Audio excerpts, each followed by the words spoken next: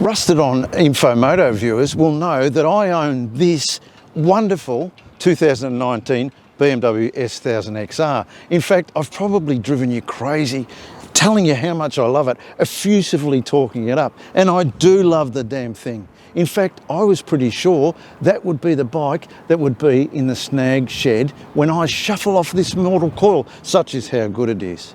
Until now.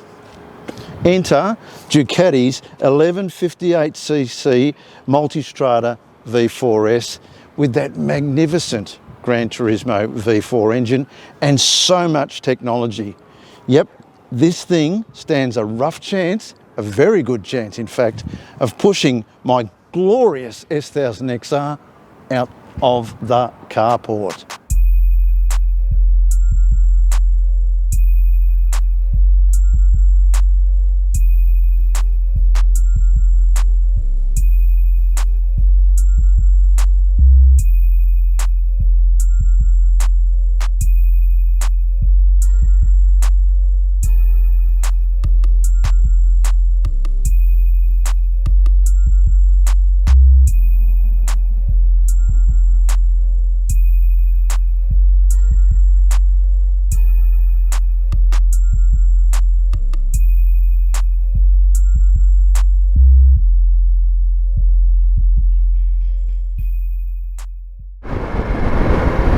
Aboard one of the world's great dual sports on a grey day. It's November in Australia, especially certainly southern Australia. It's supposed to be warm and toasty, but it's grey skies and it looks like it's gonna persistently rain. But I'm heading to one of Australia's great roads, and they even name it that way, the Great Alpine Road. And I'm going, who cares, but I'm really hoping for a dry ride aboard this Ducati Multistrada V4 S. I'm excited to be riding this bike, and let's see if I can get there before this very, very obvious big storm to my left reaches that road. If I get drenched after riding it, I could deal with that. I just love a bit of dry road. This is the southern end of the Great Alpine Road at Bruthen in Victoria. This heads up into the high country and really is a thrilling piece of road. Yes, this is the southern end. Got to be careful, kids coming out of school, and we pay ultimate respect to that, of course. But yeah, this is the start of the thrill ride. Buckle up. Just taking the Multistrada off-road a little bit. Obviously this is just a bit of hard pack, and I've even left it in sport mode, but look, really easy in this stuff. Nice and light at the front, on road tyres. Just eats this stuff up, and full of confidence really with stuff like this. Of course, as I say, very easy, but it lets you get off the road less travelled, and that's what Multistrada, many roads, is all about. The seating position is pretty comfortable. It's adjustable between 840 and 860 millimetres. I'm 178 centimetres and I can get my feet flat. It's kind of narrow enough to allow you to get your feet on the ground, so I like that. The seat to peg relationship is good. I find that very comfortable. What I'm not as keen on is these bars being in this position. I would like them slightly lower, maybe a little bit back towards me. I'm finding my elbows are up a bit motocross style. I don't like that so much. What is fantastic, and it really is an improvement, Italian motorcycles used to have shocking mirrors. They used to give you a fantastic view of your elbows, and these ones are really good. I can see the whole world. I don't know if you can tell from there. Also, here is your blind spot assist. Now again, some technology I thought, oh, I won't need. These are really intuitive, and in town I've used them and enjoyed them. they save your head check. Look, you'll still do a head check because you should still do a head check, but if there's someone on my outside on the way up, it lets me know every time. What could be a bit of a problem in that right one is, until motorists get used to this, that could look like you are turning to the right or left. So that could be a slight issue, but you know, new tech, I'm embracing new tech. If it works, it just damn works, and I want some of it. Of course, we're talking about Ducati's new 1158cc V4, called, of course, double overhead cam, of course. Now this bike makes 125 kilowatts at 10,000 RPM. Now, as I said, this makes a great sound after 7,000 RPM. So everything really manic and crazy happens up at that top end. So it makes no bones about the fact that yes, it's an adventure bike, but also it's a top end screamer. It makes its best torque at 8,750 RPM. That's 125 Newton meters. That again tells me, wow, you really want me up in the rev range, don't you? And once you've heard the engine up in that top end, once you've heard it reaching for notes like a, I don't know, a fantastic tenor, it's intoxicating. But I tell you what, this thing is supersonically fast. It makes its power without even trying.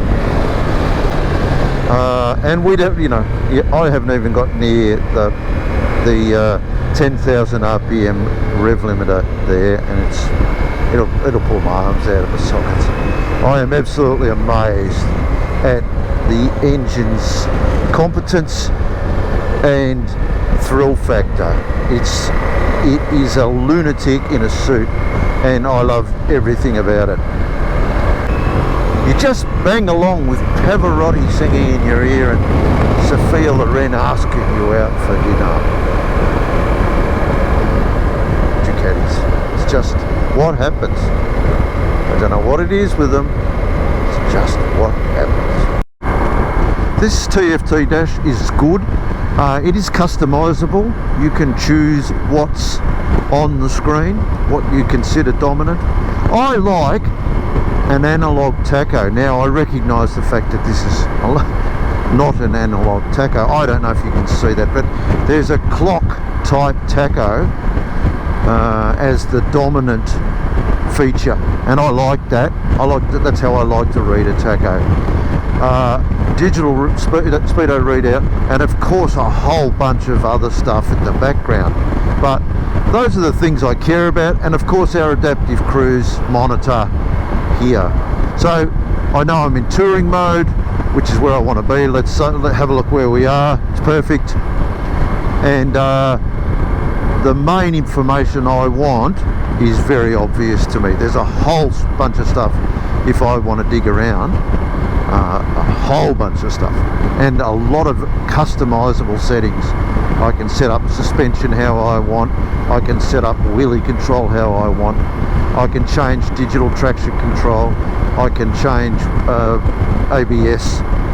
There's infinite adjustment, but touring mode makes a decision that it thinks is pretty good at default, and I gotta say, with the suspension making adjustments every nanosecond to read the road, see what we're doing, it actually adjusts your system of using, so your rider ability to some extent. It makes incremental changes to that. So I'm not going to argue with the settings at the moment, because I think they're just about right. You'll notice the bike's a bit grubby and there's been some suicidal bugs, but look, why present a bike like this when you're out and about pristine? That's not what happens. They get covered in bugs, they get dirty. Yes, we'll show it clean, but The real world is your bike gets dirty. You've got to find a place to clean it when you get home. All that sort of stuff, but let's be fair dinkum. Our bikes get filthy when we go on a trip, and this one's no different. This bike is just superbly suspended. It is just creamy soft and comfortable. At the same time, it's just giving me all sorts of feedback in a sporting pretension. Now this is a wet road right now, so we'll probably see a bit of traction control interruption, but I trust it. I really do trust it. This is a lovely surface, but it's slippery and it's wet. I have supreme confidence in this bike. Not that I'm going to set any world records, I'm not. I'm just going to have a good ride, but I'm not going to be frightened about leaning it, because I trust this motorcycle. And look, trusting a bike is so damn important. These new tech aids done correctly, and from what I've seen, they're perfect on this bike. I trust it and I'm going to use it.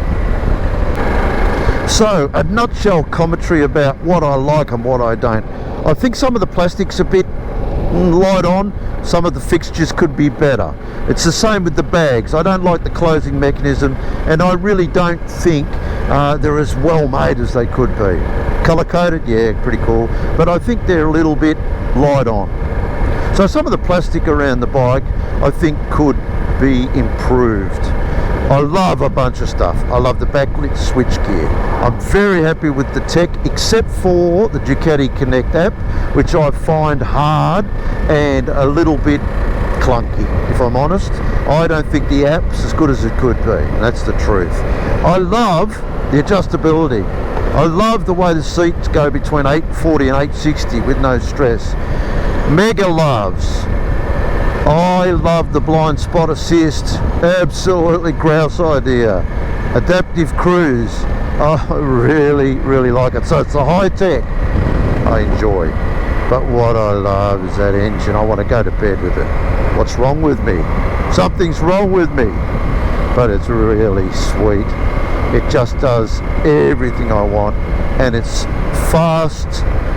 Sounds warm when you're up it for the rent. And I just dig that motor. Suspension on this bike's as good as anything I've ridden. Now you're spending a lot of money, but I would just go with the modes. Don't try and be clever and outsmart it. And honestly, it's a magic carpet ride. I love that about it. Expensive? Well, I don't love that about it. Who does? Nobody loves that about it. But yeah, one hell of a motorcycle, and one that represents the Ducati charisma, machismo and style perfectly. Am I in love? Pretty close. So the all-important question, how much? The base price for the V4 S is $33,490. Now this one has the travel and radar packages added. That gets you hard panniers, adaptive cruise control, blind spot detection, center stand, and heated grips and seats. That adds $4,100. Of course, that brings that price to $37,590 right away. Optional here on this particular bike are the sump guard, oil cooler guard, fog lights, crash bars and STR rims. So this bike is very highly fruited. I would probably go with all that if I could afford it, because this really brings it to a great touring motorcycle. Yes, expensive, but yes, superb.